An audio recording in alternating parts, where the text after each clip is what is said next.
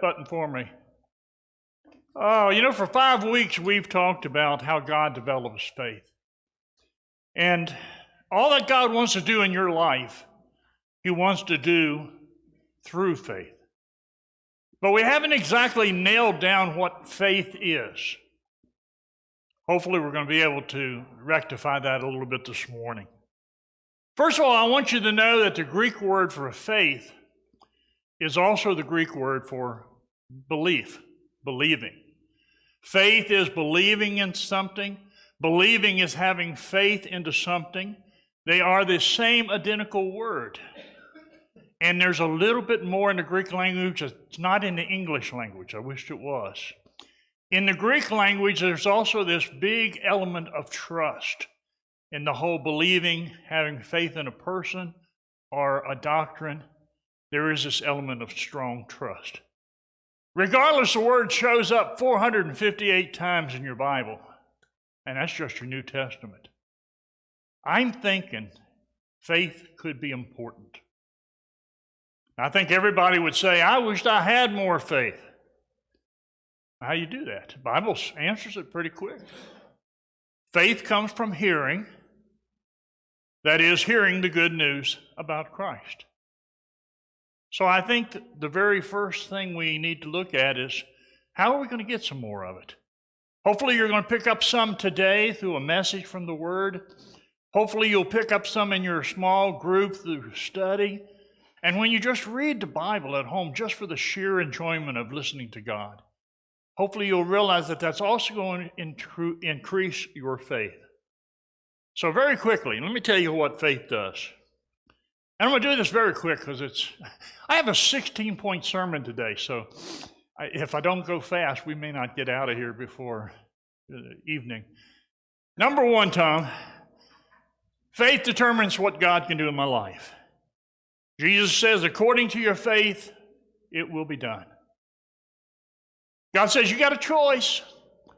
How I'm going to work in your life, how many blessings I'm going to give you in life, how many prayers you're going to get answered in life is your choice, because according to your faith, that's how God works.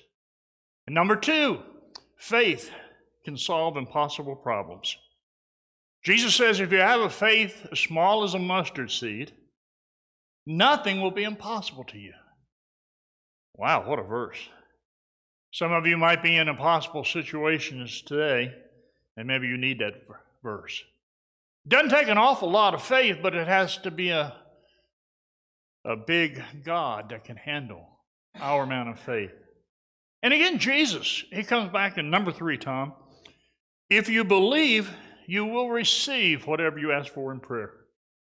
I'm not sure I understand that one completely, because back in Virginia, I had a wonderful gentleman who prayed for the specific model and color of his new Cadillac. And he found it. But then again, he was very diligently looking for it. So I'm not sure if this verse applies to that at all. But I'm just kind of wondering here that maybe this whole thing of faith is important to Jesus. Anyway, number 4, faith is a secret to achievement. Jesus, again, everything is possible for one who believes. Why does that happen? Because faith is what turns dreams into reality.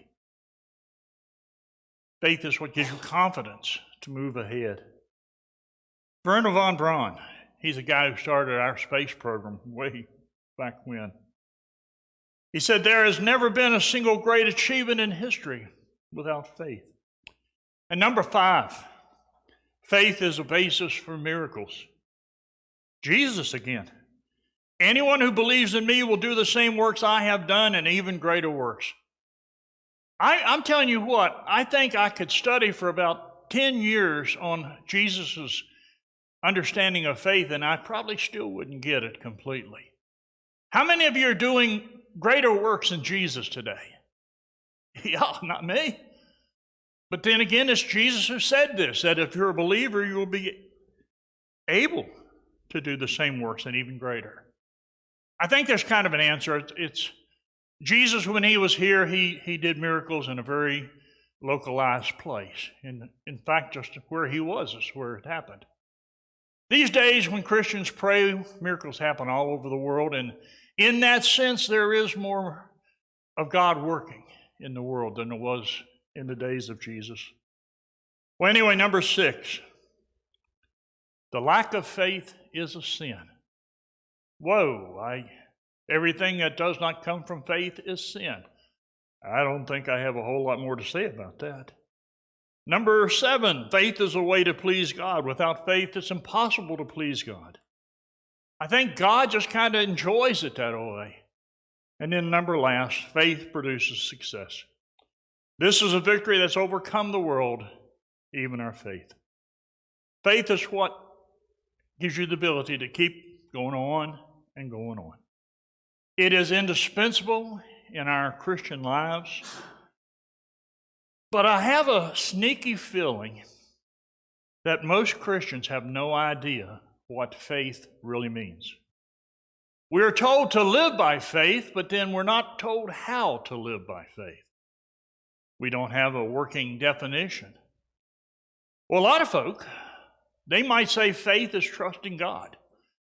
And at the heart, that's absolutely true. Faith is trusting God.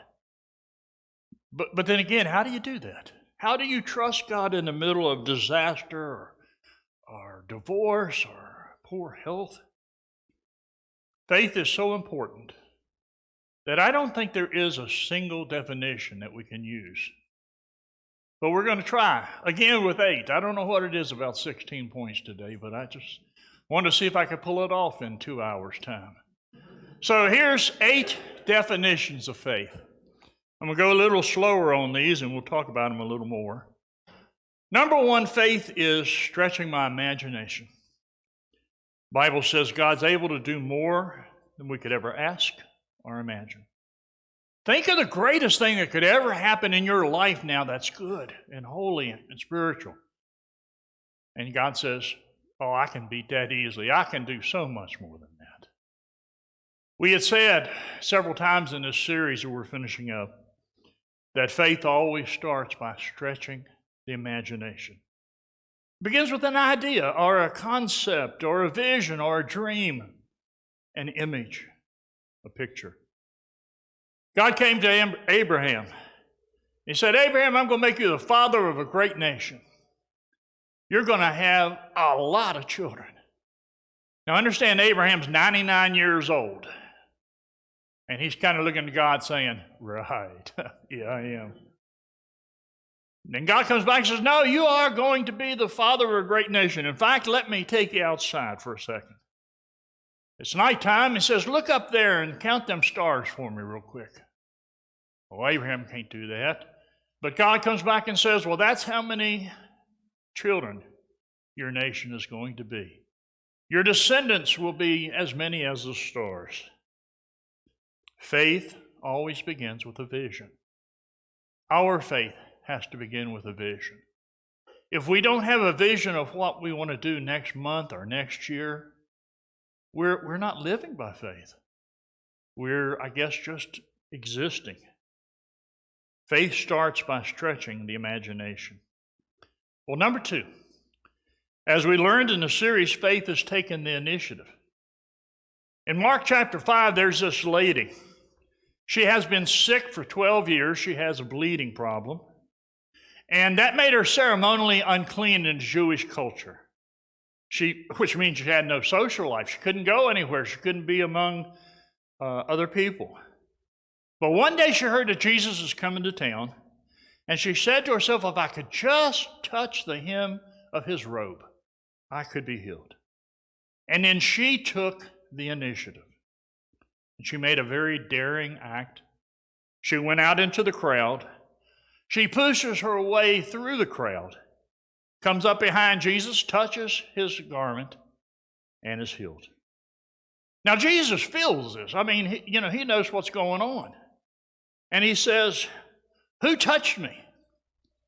Now, people are all over the place. It's a crowd pressing in on him.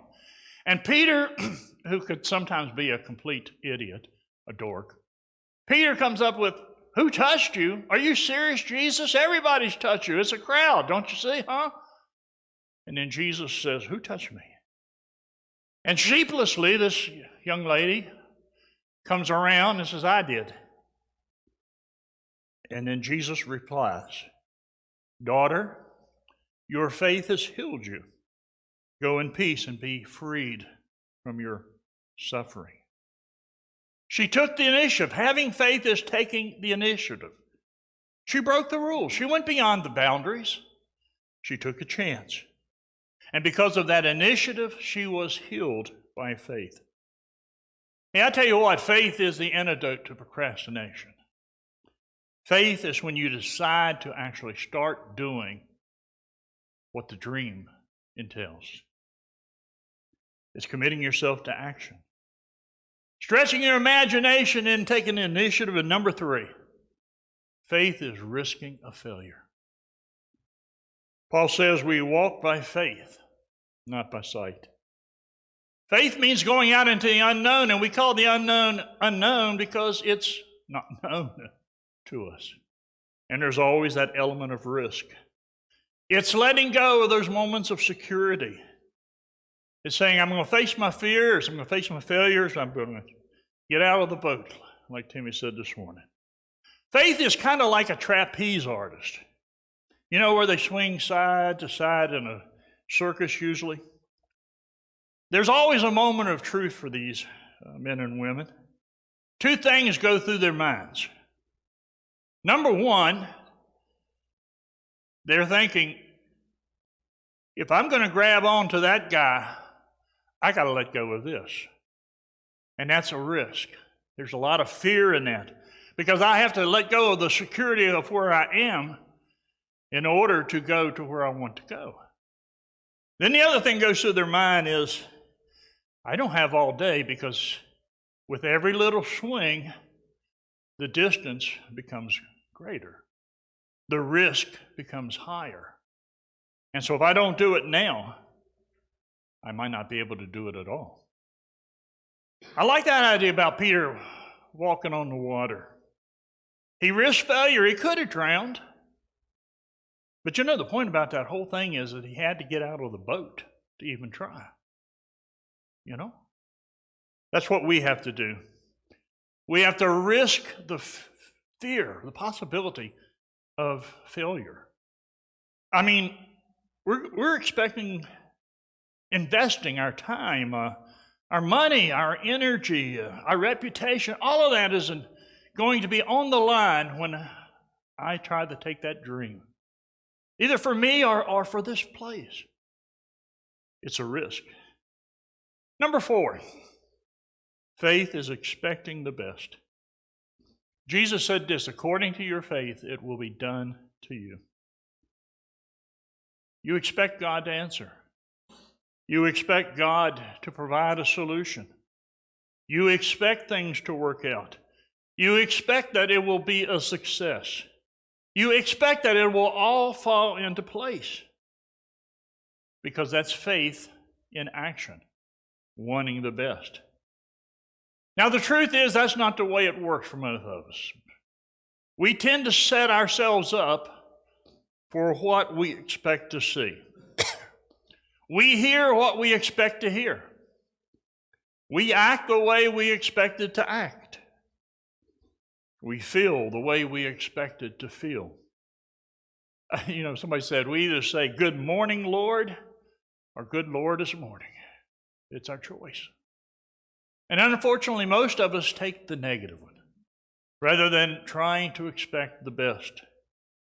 I am learning more and more that God's timing is so important. Think of the children of Israel. How long did they wait for a deliverer to come and set them free? The answer is 400 years. And then it didn't happen because God said, I'm not quite ready with Moses yet. So Moses spent 40 years in the palace of the Pharaoh. Then he spent another 40 years out in the middle of nowhere where God was teaching him patience and some other things. And so when he's 80 years old, he comes back, and it's now 480 years that this nation has waited to be delivered. And Moses did that. Stretching the imagination, taking the initiative into the dream, risking a failure, expecting the best, waiting for an answer. I hope you're trying to keep them all together. Because there is no one definition for faith. It's all of this. Number 6, faith is following the instructions.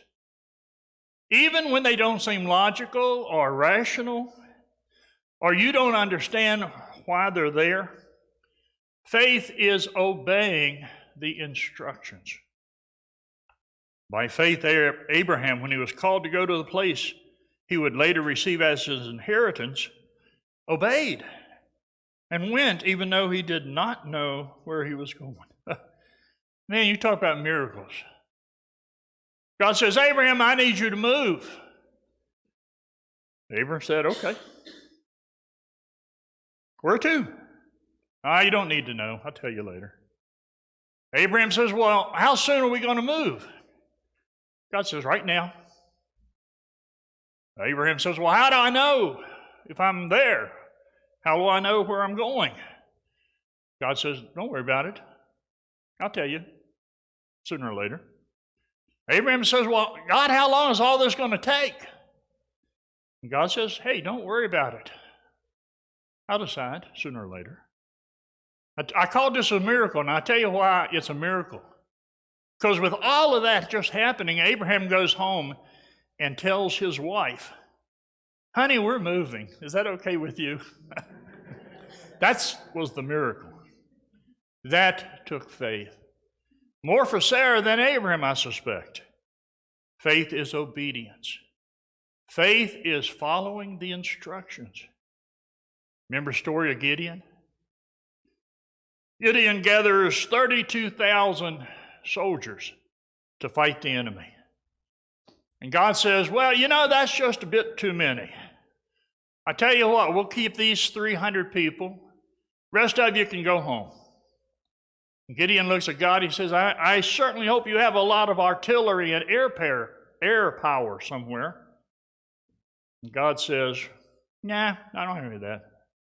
Tell you what I do have, though, and here's the plan. It's going to be nighttime, so I want you to take a torch. I want you to hide the torch in a clay pot.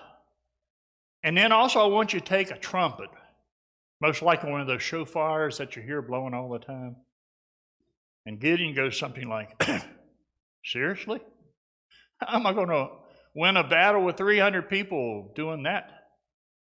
And God says, tell you what, circle the camp at midnight, break the pot, shine the light, and then blow that shofar.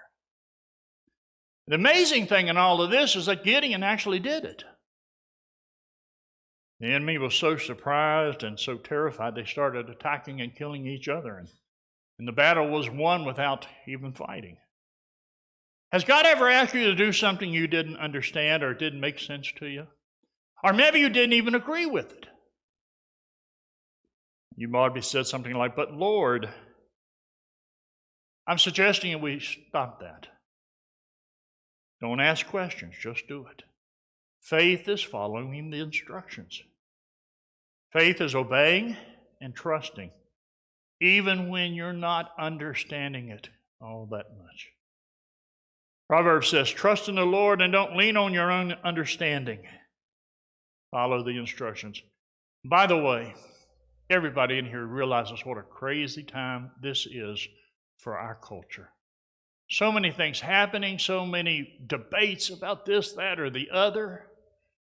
Now, more than ever, don't pick up your thoughts on the evening news. Follow the instructions in God's Word. Number 7, faith is being persistent. It's just hanging in there. It's just keeping on. People of faith just don't know how to quit. They don't give up. They keep on going on.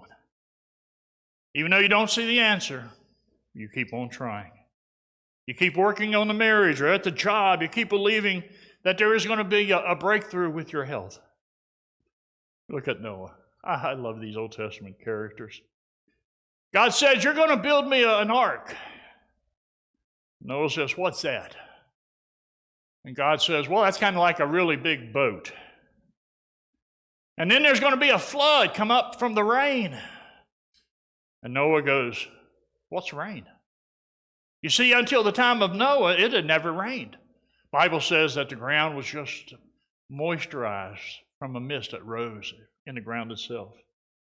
So here's Noah building an ark in the middle of the desert, by the way, having no idea how God is going to use this ark, and never having seen it rain a day in his life until it rained on that day. Remember how long that took?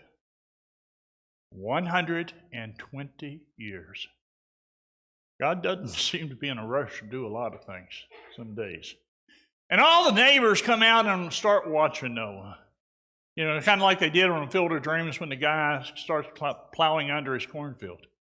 And they just look at Noah and they laugh at Noah and say, this guy is certifiably crazy. How's he ever going to get a boat to the water from here? Paul would write a long time after that, let's don't become weary in doing good. For at the proper time we will reap a harvest if we do not give up. Faith is just hanging in there, knowing that it will work. One way or the other. It doesn't always work the way we want it to, but it will work. Number 9. No, number 8, I'm sorry. The last one. Faith is rebounding from failure because fact is everybody fails. You ever see a person trying to pass himself off as a person who has never made a mistake, never failed, and that person needs a lot of counseling. We've all failed. It's not a question of failing. It is a question of whether you're going to get up after you have fallen. Isaiah says this, forget the former things.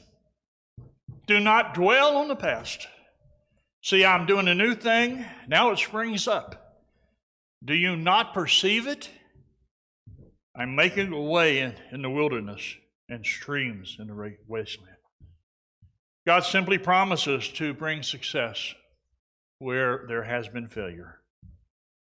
He says, I'm going to bring water to the middle of the desert. I'm going to make a brand new path for you to follow through.